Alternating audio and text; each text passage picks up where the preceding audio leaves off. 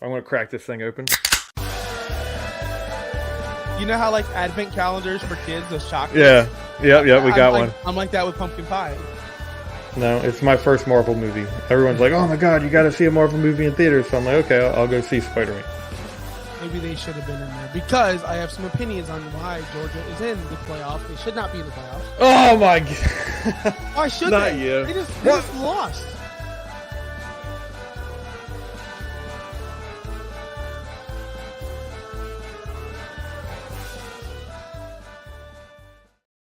Welcome to the Beer and Sports Podcast. I'm Josh Wingate. He's Josh Kimmel. Josh Wingate 302. Josh Kimmel OUS. We are part of Finns Talk Sports Network. Follow us and the network on Facebook, YouTube, Twitter, and Twitch. We're Mugs and Balls. How's it going, buddy? Good. I look really bright. Do you notice you that? do. Like You do. I did all of that, so I'm like scrolling through the internet right now, and then you know how you go to a certain web page and they have automatic videos that play, and I feel like if I was off at any way doing the introduction, yeah, I'm sitting down today. That's a whole story behind it because my day's been crazy, my week has been crazy, let alone. But I'm like trying to remember everything I have to say with that audio playing in the background. And I'm like fighting against that. So a little, behind the scenes, what's going in Josh's ear right now. AKA Josh, get better at hosting. Just kidding. JK. No, I love this show. I love look. I'm sitting here sad, very sad because this weekend was not good for my sports. OT. The team that I care about the most, the team that I care about dearly, the team that I upgraded to half season tickets this season coming up. So yeah, nice. They lost. The Lightning lost 3 overtime losses. That's crazy. At home. They outplayed the Toronto Maple Leafs 5 out of 6 games by far. Yeah. Everyone saw. I'm not going to blame the refs here tonight. I can't because that's Bush League. But there were some missed calls on both sides, and it was a bad time for Bolts fans. Bad. Yeah. That's all I have to say about that. It's a bad time overall. It made it better when Boston lost. You don't know anything about hockey. Boston set the record for most wins in a single season, and they lost in the this year. They did. Yeah, and they lost in the first round. Isn't like everyone hates Boston and Pittsburgh, right? If from my understanding of hockey, like everyone's like Boston Bruins, everyone hates them. Pittsburgh Penguins, everyone hates them. Yeah, I mean, and then there's the Canadian teams. Nobody likes. If you're Canadian, no one likes Canada. Toronto, and everyone hates Canada. By the way, you should follow and subscribe us. Now that Canada reminds me of our Canadian friend on the network. Like and subscribe, please. Yeah, and my last point is and then there's the Lightning, who everyone hates because you guys don't know hockey down there. You guys don't understand hockey. You guys have beaches, no ice. Somebody told me, "Oh, the closest thing to ice you've ever seen, pal, is the ice in your Diet Coke at McDonald's." And I was like, "Trick to you, I don't even go to McDonald's. I go to Sonic." Wawa. Yeah. But anyway, that's our hockey minute, as we'd say in this show. No one drinks Diet Coke.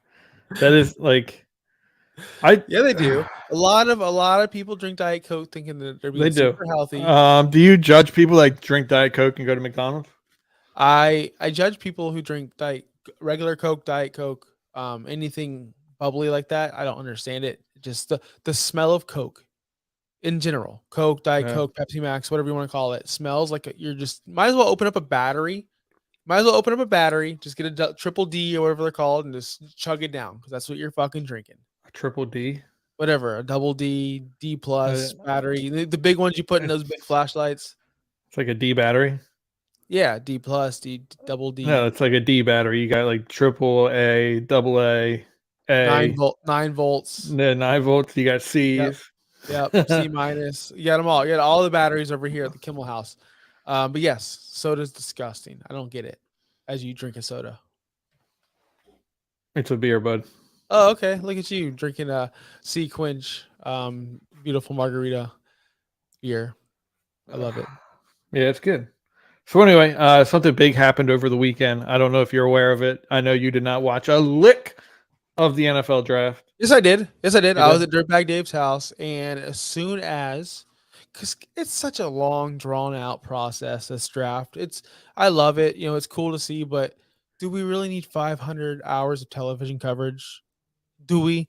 Especially draft night. It's ridiculous. I'm not a fan of how they commercialized it. I'm really not. Let the commissioner come out. Day 1, day 2, day 3. Let him make the picks like they used to do. He would make all the picks day 1, and then the next day they would have, who would it be? The NFLPA guy. Is that who they have come out now? And then make the picks. Now they're commercializing it. I don't mind when a team comes out and says, "Okay, a Make-A-Wish guy can come in and make the pick." I'm fine with that. But when they have these ex players come in and they do their 3-minute long spiel and slow down the process, and Twitter is like 5 picks ahead in the whole deal, it gets kind of like, oh my god, let's just keep going. It should never be a 4-hour process for one round of the draft. Should not be that. Period. And that's where we're at right now. Yeah, it's ridiculous. So we were watching the Bolts game. We had the Bolts game on the big TV and the draft on a smaller size television. And once the pick was in, we would mute the Bolts game for a little bit to hear. We left in around pick 21. I didn't see the receiver run at all, and that's all I cared about. And then I got home, and then once I left Dave's house, that was the last draft television show I watched. So don't know what, like, all the stuff you're talking about. To me, just give me the list the next day. I'm good. I could wait. I'm not that way. I need to watch. I want to be able, like, this was the year I was like, you know what? I'm watching pick 1, pick irrelevant, Mr. Irrelevant, and family came in town, and that's not how it worked out. I would love to have been able to do that next year. I'm really in it. This is the first year I was like, I'm off work on Saturday. It's going down. I can watch from noon to whenever. And then that did not happen. But there was a lot that happened in this draft process. I think the first big pick that everyone was shocked about was Jahmyr Gibbs going, what was it, number 7 overall? 12. It was 12. 12? It was 12. It was 12. Because somebody said it was 13 on my podcast last night. You can go back and watch that Sunday nights, 8 p.m. Once Upon a Sunday Fantasy Football Podcast. Here we go. Anyway, yeah, it was 12 overall, and it was a joke. This right here, I don't think it was. Is dumb. I'm sorry. I went through the whole 14 teams, took a running back in the first round, and majority of them were very bad football teams. People that draft running backs in the first round are generally really bad. Well, hold on, and this is actually coming fruition. Like, Detroit's not a good franchise. Atlanta's kind of middle of the road. Whatever. They're the ones that took a tight end over a quarterback as well. So who knows what they're thinking over there. But yeah, 12. You could have traded way back and got potentially. You don't know that. That's what you assume. You assume that you can trade back and do that. But I don't have a problem with you having a problem with it if you have a problem with Atlanta taking Bijan at 8. I do. I have a big. Okay. Yeah, I have a problem. So I'm fine with that. But to say you don't have a problem with Atlanta taking Bijan at 8, and then you have a problem with Gibbs at 12, I do have a problem with people saying that, because I really don't think Bijan and Gibbs is as far apart as all these people are trying to say. Like, yes, Bijan is really good in space and he can do all this, but Gibbs can do things that Robinson can't. And I don't think their separation is as far apart as people like to think that it is. My whole process is like you said, Gibbs was not. People had this big gap between the two, and I don't know the difference. To be completely honest, I don't know the difference.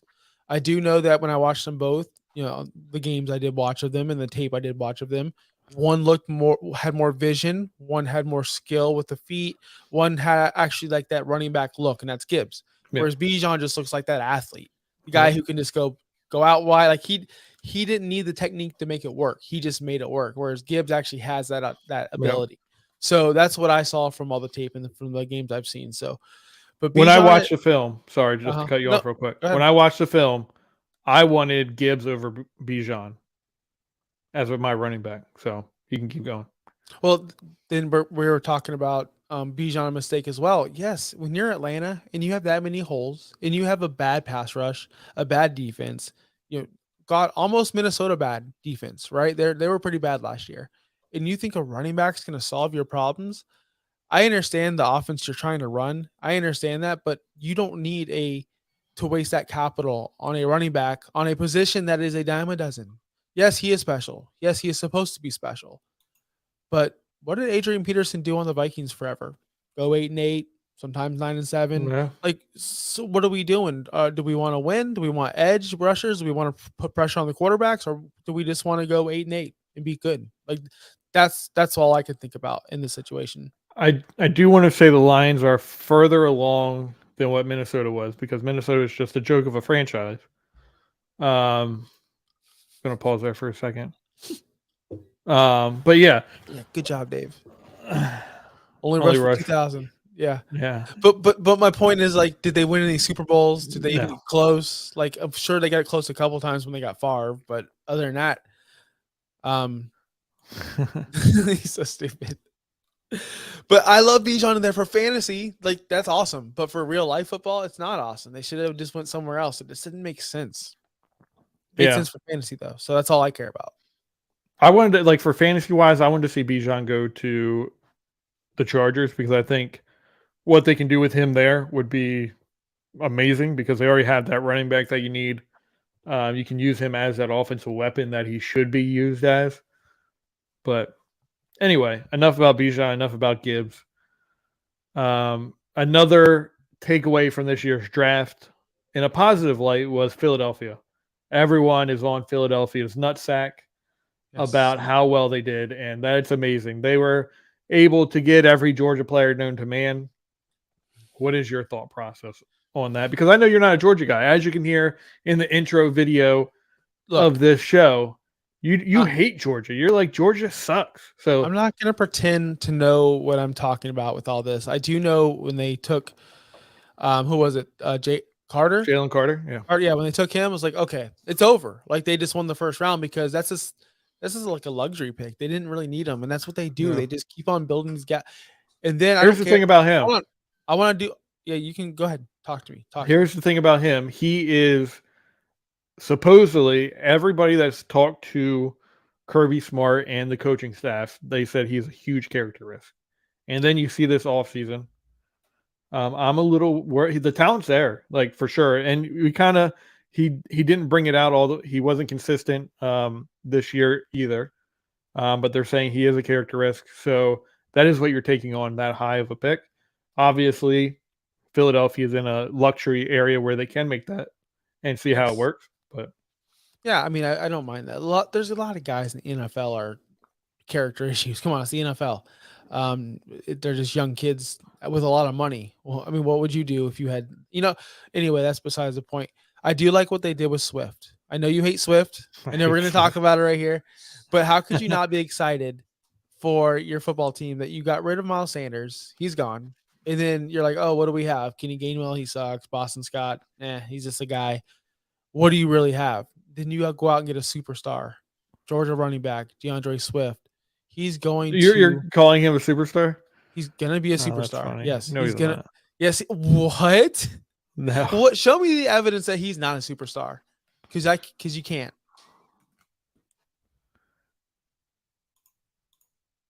You just. So I think Philly got uppity with that pick. Stuff like that will come back to haunt them. I would like to hear what you mean by uppity with the pick. Like uppity, like you're too good for it. No, like we're too good for you, so we're just gonna go ahead and take this character risk because we know we can handle this guy. We know we can manage this guy. We don't really need him anyway. Yeah. Kind of like something like that. I think that was the right. I think they were just at the point in their building process that they could take that luxury pick of course. Yeah, he's a character risk. We trust our process and who we have in the locker room. Let's see what we can do with him, because if we miss this pick, It sucks, but if we hit this pick, it's going to have so much benefit to us. Um, so yeah, as far as Swift goes, I'm obviously not a fan of him. I don't think he is that guy. I think he doesn't have the vision. We talked about vision earlier. He doesn't have the vision as a running back. Really, he's a receiving back in the NFL. He needs to be that change of pace guy. And my family, huge Philadelphia fans, they're huge. They're saying Penny. Did they get Penny? Yeah, they had Penny. They're saying Penny is going to be the lead back, and then you're going to have Swift coming in, being the pass catcher, change of pace guy, Gainwell mixing in as well. But that if that is going to work, I think that's what you need. I think Detroit didn't utilize Swift in the right way, because when he was great in Georgia, it was when obviously we had the two-headed monster with Nick Chubb, and can't think of the other guy's name. Kareem Hunt? No, it's the guy. Oh, you're talking about your Georgia. Sorry, I was thinking about the guy that went to the Patriots, ended up going to the Rams, just didn't work out. Sony Michel. And then Swift came in, and he was that change of pace guy to the two of them. That's when Swift was the guy. I loved him then. But then he came in and he was that lead dog, and he couldn't do it. So I do want to, remember you labeled me as the numbers guy last episode. Yeah. So I do have some numbers to shut you up about DeAndre Swift and his vision. You know, his yards per touch last year was second in the league at the position, 6.3. How many touches did he get? I'm saying yards per touch. No, how many touches did he get? Enough to qualify for the stat to be legit. But do you have that number real quick? Yeah, I do. I can, if you want me to, I can go ahead and give it to you. Where is it? 99 carries, 7.1 per game. Okay. Yeah. And okay. Perfect. So Perfect. yards created per touch, 4.58. That means every time he touched the ball, he created these yards by either dodging, juking, not breaking tackles. He doesn't do that much. Second in the NFL. You're telling me this man has no vision, has no abilities, but yet is second in yards career. I know this is like a crazy stat for you to understand, but yes, the guy is good. And yes, the guy has moves and he has vision. I don't know what football you're watching. You're off on this one. You're wrong. No, I'm not wrong on this one, because I've watched him run constantly, and this is why I hate him so much. I mean, I don't know if he gained vision in Detroit. He might have. But watching him in Georgia literally run into the back of the offensive line every freaking time, and it got me mad to the point but it's perfect. Give him 7 touches a game. That is when he is at his greatest, and that's what I'm trying to tell you. Let other people wear the team down, and then let him come in and be the speed guy that can catch out of the backfield. He can cut the corner up. He's just not a between the tackles guy, and that's why I don't think he is the superstar that everyone's saying he is, but he can be a really good change of pace guy. I think he's a little bit more than that. I think you're giving him. I think you're wrong on this guy. That's all I'm saying. I think you're wrong. I'm just look at the advanced numbers. Just look at all of them. Like the numbers. Why is Detroit giving up on him then? You want to know why? And I'm glad you asked that. To know why. Because he wasn't. You know who was in the leading the huddles? You know who took over that running back room? It was Jamal Williams, not DeAndre Swift. Who stepped up and actually showed that he was a dog or whatever they want in Detroit, right? It was Jamal Williams. Swift didn't buy into whatever Dan Campbell and those baloney guys were selling. Those. You know this for a fact. You've talked to DeAndre Swift, and but this is just he's like, I'm not no dog. That's not what I'm saying. Is I don't think he bought into their system. That's why they kind of just benched him like all year last year. He was healthy the majority of the year. They just chose not to play him. There's something to him that they decided, okay, we're not going to play him. We're going to let. I don't know. But I really do believe his greatest role in the NFL is someone that doesn't take the lead role, and he comes in. He's that change of pace guy, kind of what we saw in Dallas last year. I think that is the perfect role for him. Put that comment up because it's true. Put it up for everyone to see. Listen, if I walk into camp first day or whatever, and I see my coach doing all the crap he's doing, I'm not buying in either. I'm like, is this a circus or are we here to play football? I'm 100% buying in. I'm not. I never, when I watched Hard Knocks, it was hard for me to watch because I'm like, this guy, this staff is a clown show. I don't see how people are going to buy into it. And maybe Swift just didn't buy into it. So he had to go. I mean, we see it all the time. So, as an athlete, you're at football practice and you're tired and you're like, I don't have any more left in me. And your coach has been going every angle with you. He's been running everything you've been running, every exercise you've been doing, and he's still going. You're not like, oh shit, I have to keep going. I can't just let him beat me.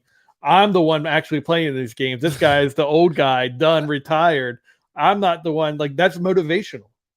No, you're right, but what I'm saying is, like, as a football player with an ego like those guys have, like, those guys have a massive ego, and then all of a sudden your coach is beating you out or he's doing goofy things, like you're too cool for school sometimes, and that's probably what I'm not saying I wouldn't Great, like it either. because then But I am Swift, taking it. Maybe that's why Swift is out of that team, because his ego is better than the team.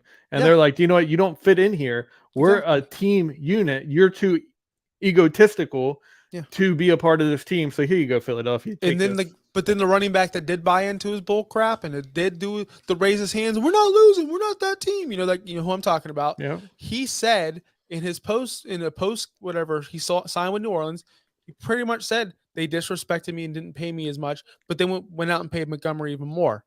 So they don't really.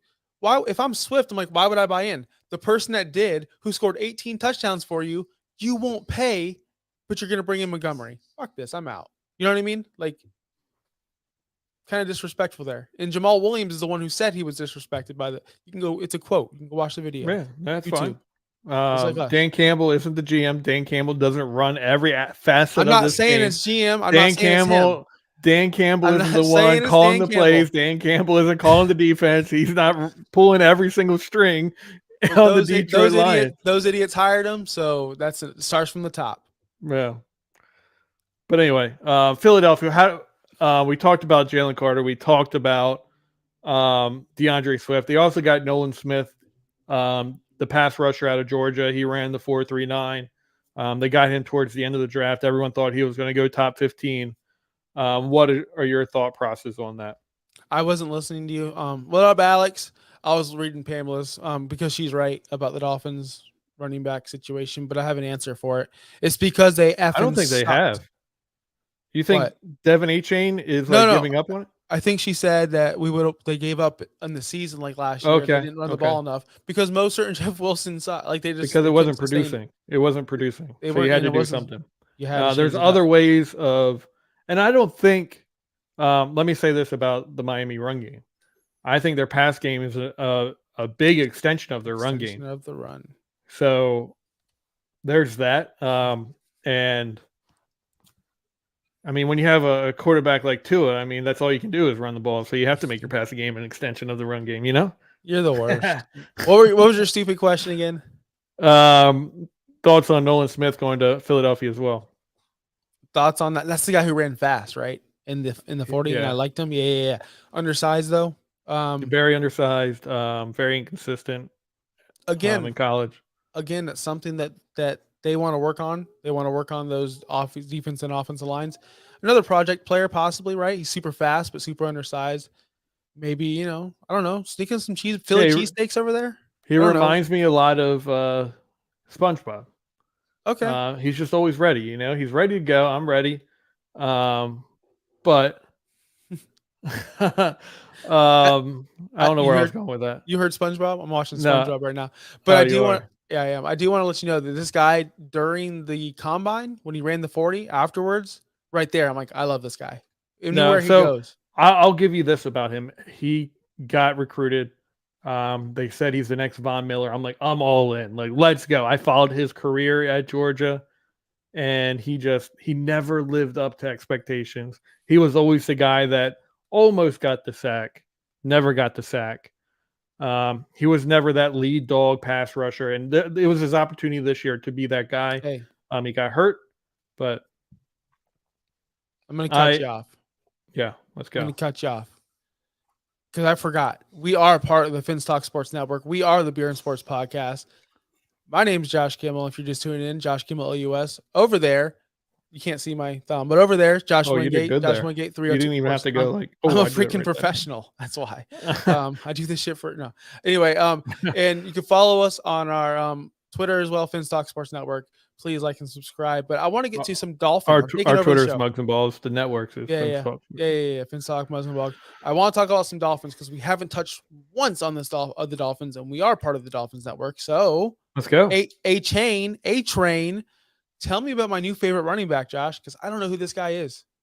I mean, he's a small guy, but everyone says if he was a little bigger, he would have been a bigger prospect in this draft. Speed guy. I mean, you're talking about speed with Nolan Smith. He's speed there. So I think he's going to be a great fit to that pounding of what you have in your running backs now. And then just have A-Chain, just have that speed and just bust open offensive or defenses. So is he someone that you think that McDaniels actually targeted in this draft, or do you think he wanted a Charbonnet or somebody like that and it just didn't happen because of the way the draft fell? I don't Charbonnet think was there. Charbonnet was there on the clock, mind you, when they took that corner. Yeah. I don't know if necessarily you're like, I'm targeting someone in the second round. I'm taking him for sure. Not in the second round, but like target, like he knew I cannot run with old busted Mostert. And they were targeting a running back for sure. Yeah, so he was probably one of their top 3 prospects maybe he wanted. You're thinking? I don't know about top 3, but he was up there. I mean, they knew they weren't getting Bijan. They knew they weren't getting Gibbs. So, yeah, I mean, they did. I don't think they knew they weren't getting Gibbs. I think Gibbs was an option for him. I think he was number one in their process. Breaking news, Viking Dave's breaking news to me at least. I have not been on Twitter or any kind of media source in the past 5 hours. Is Dalvin Cook getting traded to Miami? Is this official? Definitely not official. Okay, but so Dave, chill, bro. Don't get my heart pumping like that. But I do think it's if 5th round pick. Watch the fantasy show. I said it last night. He was on the fantasy show last night. Yeah, Sunday nights, 8 p.m. Eastern. There you go. Once upon a Sunday. Once upon a Sunday. You get to see this beautiful guy. But yeah, is that a true Once thing? upon a Sunday. Oh, here we are. Welcome to the fantasy show. We're breaking down A-Chain. No, but what happens? What happens if they do get Dalvin Cook? Is A-Chain pretty much a non-factor this season? No, he's the complement to Dalvin Cook. Like, so everyone else is you're losing everyone else. It's going to be Cook, them, and then maybe who's the better option there? Jeff Wilson, Mostert? I don't know. One of them is staying along, and they're staying on the team. But Cook is going to be the lead dog, and then you're going to deal with A-Chain as well, because they are trying to replicate that Kansas City offense. They want speed. They want the most speed possible. They want someone that's going to receive out of the backfield. They just want to open up the field as much as possible, and they want speed all around that. And that's what they have currently with how they're building their offense, which is awesome. Let me ask you this about the corner that was taken from Miami. Do you think that was a whiff? Best player available situation? There's been a lot of arguments in the Finstock Sports Network discussion around our guy here. I don't think it was a whiff. I think people are being too hard because they're looking at their positional needs and they're like, okay, Cam Smith, he's not that big need. This is probably the best position other than wide receiver on our team. So why are we going after a cornerback? I see a complete dog in this guy. He is going to they're saying the big issue with him is tackling. I didn't see any tackling issues. He didn't have the greatest technique, but he still took his guy down. Not every cornerback is going to be 100% tackling rate because they are cornerbacks. You don't expect that. But you can see where he can also improve in his technique. He's got closing speed like no other. He played inside, outside. He also played a little safety. He can move all over the place, and he looks exactly what you want in a cornerback in the Vic Fangio defense. If you put this film on this guy, you're going to be like, okay, I've seen this guy in Denver before. 100%. He is exactly what you're looking for. All right. Then I don't feel so bad about it. You talked me into it because I just was like a cornerback, He's and sticky too. Like he and covers really well. I was like, how many cornerbacks do we need on this team right now? We're trying to go all in, and all of a sudden, oh, cornerback. I'm like, because I read the list the next day. I didn't really watch it live because I don't know. I just told you the draft just bothers me. Watching Will Levis there. Levis, yeah. Levis. See, I say Levis, and people tell me Levis. I'll pronounce it any way I want to. It's Levis because he's a loser, and that was embarrassing for him. Do you think? Do you think they knew, and they're just like, let's pan in closer and No, closer? I don't think they 100% knew. I think they had an idea that he might go later. They knew how stuff was gonna like. They knew like the hot spots where if a team doesn't go quarterback here, then he could fall all the way here. They knew the exact same thing when Aaron Rodgers was in there. Yeah, it's great. It's great media. It's great TV for someone to sit around there. They're always trying to get that guy sitting around. I don't know if they necessarily thought Will Levis would have been it, but I thought it was the most distracting thing of the draft that I saw because every time someone made a pick, they would show Levis yeah, there, and he'd just be on like just him, and like, well, I guess because the pick is in, do, and it takes forever for them to announce the pick after they say that, and you see yeah, Levis like, so he's not getting picked. It was so annoying because you knew every time. It's the opposite of ESPN, where they always showed the people on the phone first. yeah. I This hate is the that. opposite. They're like, well, we know Levis isn't getting picked right now. It kind of annoyed the hell out of me. But what do you think about him not showing up day 2? Kind of like a bitch move. I do. It shows that it hurt his psyche a little more than you should want to lead on. Um, but you can always wrap that up with, I just want to spend the time with my family. But I think it did hurt his feelings a little bit that he didn't get taken round one, and he just didn't want to sit there just in case he was there a little longer than he anticipated again. Um, if it was me, I would have returned day 2 and then not let anyone know it phased me. But he kind of cracked there and didn't show up day 2. Yeah, I'm trying to think. What would I do? I would go home and cry. Yeah, Probably if like seriously, because millions wasn't of there dollars you wasn't there lost. that rumor? Yeah, that wasn't that rumor where he was like on Reddit telling people he was getting picked first overall. Yeah, I don't know what to trust then. I don't know. That's gonna be Was the that best. him? Like That's it's gotta be the Reddit. best. It could That be literally anybody. he's on there like, yeah, guys, I'm getting picked number 1 to the Carolina Panthers. Like, what a loser move. And then not showing up day 2 is kind of a bitch move. So I think I would definitely show up too Yeah. and Yeah. own it, right? Like, Yeah. I just have fun. Like just show up and just enjoy. Like I get it. Like it's your dream, everything about it. But go into the process like it matters, but at the same time I'm going to enjoy no matter what. Obviously I'm not in that situation. I'm not in that mind frame. But still like I can only imagine like don't have expectations. Like I just just go think in. like the universe is so big, and he's not the Enjoy first person. yourself. He's not the first person that's ever happened to ever, and it won't be the last. So, what makes you so fucking What would you special do to be so upset? if he took like an Aaron Rodgers approach or and said like I got a chip like or took a Josh Rosen approach where I got the biggest chip on my shoulder and He's the worst. Josh Rosen uh, was the worst. 45 other teams are gonna regret it, even though there's only 32 teams in the league. He's so stupid. Yeah, but a lot of people do that. Like Maurice Jones-Drew picked 30. He picked 32 because all 32 teams passed on him in the first There's round. a Dallas I like that. Cowboy. There's a Dallas Cowboy that he had a Lay's potato chip tattooed on his shoulder because he had a chip on his shoulder. That's the stupidest thing I've ever heard. That's stupid. That's so stupid. It is so stupid. He was like It a is. 4th round pick. What about the lack of tight end needs that the Dolphins? They didn't See that really. that did bother me, and I really did. I the Darnell Washington issue. I heard early Issue. on that he had injury concerns. Everyone's concerned about injury. It came out. I talked to our guy, Albright, and asked him, and he said, "It's a broken foot issue. It's a shoulder issue. Teams are concerned." And that's what I found out. And then it later came out that it was knee issues. He had one injury, and I think it was the foot 2 years ago. And then he didn't have an issue last year. So I don't know what to think about it. Maybe it's The Jay Ajayi thing where degenerative knees and they're worried about it. He's 6'8". How long is he going to last at the tight end position? I don't know. More hasn't came out about it, but all I know is he's the top tight end in this draft if he's healthy. So I was hoping that Miami in the 3rd round would just take that flyer on him and say, look, we don't have that 4th round pick. I know 4th round is the injury round. Let's take him. They didn't.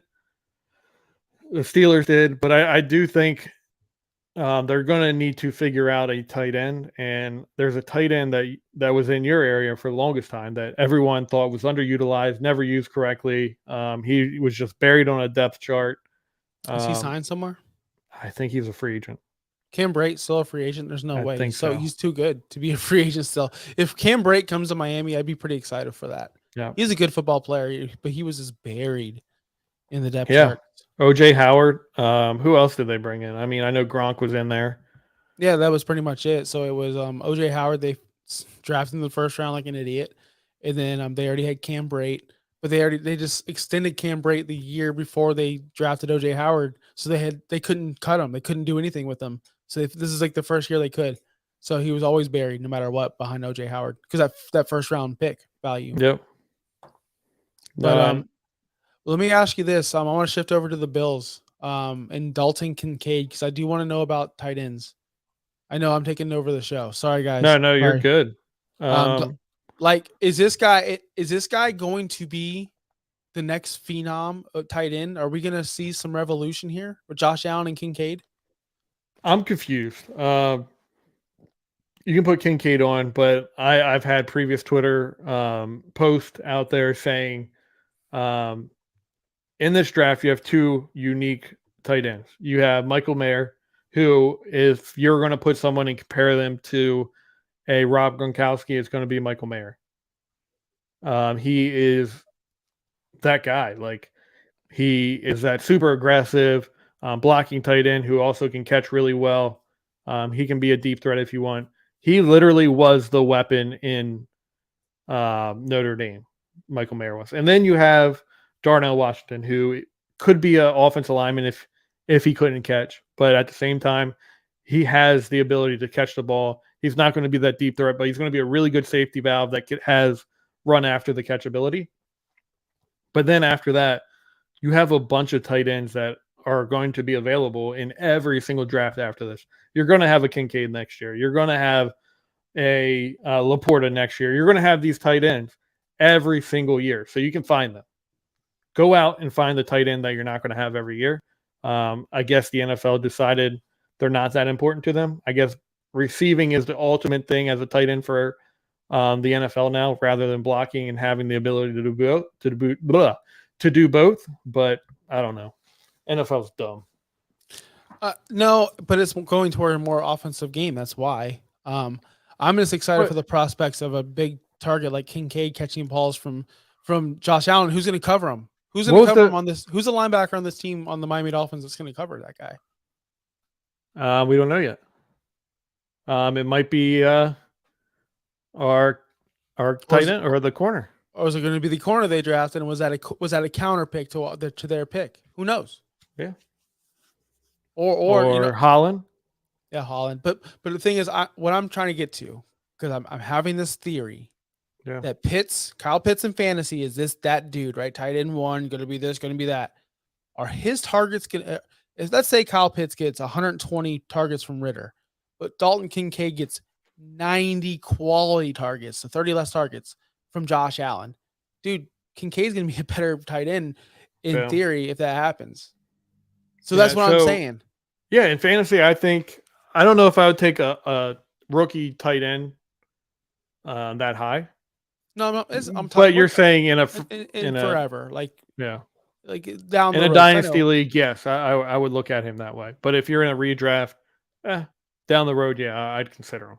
Smythe, Pam, I love Smythe as well. I hope he does well as a second tight end on this team. I hope they get someone to replace him. Sorry, I do like Smythe though. He does pretty good. He's pretty okay.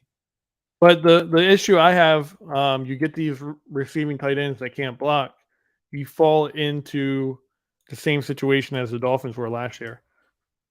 Every time he was out there, you knew it was going to be a passing play because you weren't going to hold him in to block.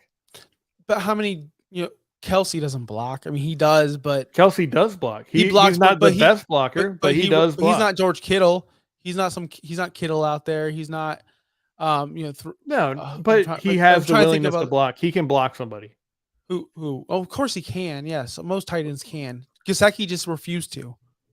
Just refused to block. He didn't want to. Gesicki could not block. One, he refused to, and two, he was a little bitch and he couldn't block to save his life because he was soft. But he was marshmallowy. But if they used him as a weapon, he would have been elite in this. But the Dolphins were already elite, so who am I kidding? I love Gesicki, and I'm going to cheer for him in New England. Sorry, guys. Sorry, not sorry. I think he would be better utilized in New England. Yeah. But so, Josh, now that we got the football out of the way, unless you still want to talk about football for the next 4 we're minutes. Good.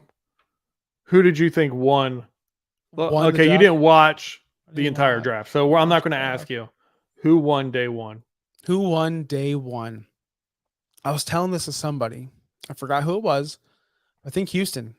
Yep, I 100% agree. Houston, hands down, in my opinion, walked away with the best quarterback in this draft and walked away with the best defensive player in this draft. I think that they set out to get their leader for offense and get their leader for defense, and they said, here, they just took out their balls and said, here it is, we're going to fucking do it. And they did it. Yep, they did it, and that's why they win to me, because when the team goes out there and actually does something, it doesn't just sit there with their hands on their butts.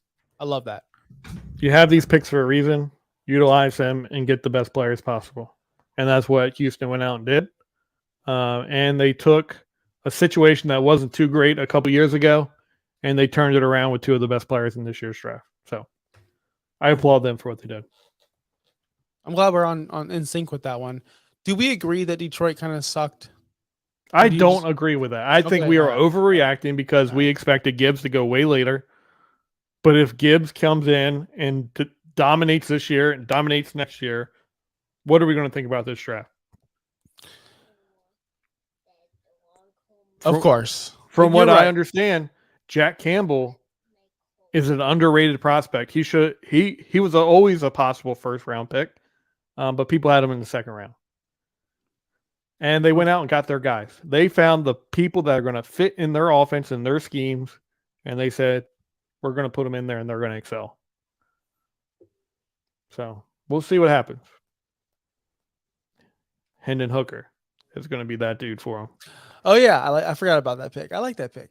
I don't. That's not the one I hate about. I like that pick a lot. You hate Gibbs, but I did read something today that they want to extend Jared Goff. What are we doing?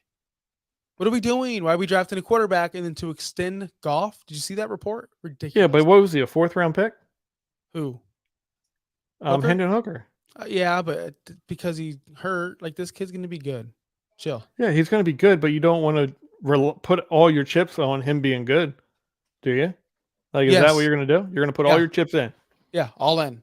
Jared Goff is a meh. Jared Goff is I said it, he's missionary sex. Meh. He's fine. He'll get the job done, but I think they did really good. I think he was a 3rd round pick, but they got Jahmyr Gibbs, the running back that they want. Jack Campbell. He's obviously a Detroit kind of guy. Sam Laporta, Brian Branch, who everyone thought was going to be a 1st round pick, they got in the 2nd round.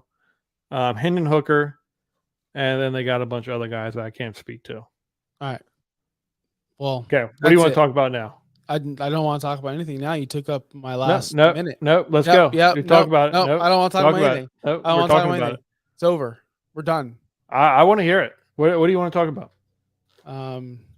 Actually, I really don't want to talk about anything. I was gonna waste some time and ask you if you caught up with Ted Lasso real quick. I have not. The last I saw was the what episode was it? Was it when what's her name? Me? Like I'm supposed to know. What's her name? Fell over the bridge, the bike bridge. Oh yeah. And she hung out with the guy. That was like 2 episodes ago. You're not that Trent far behind. Krim.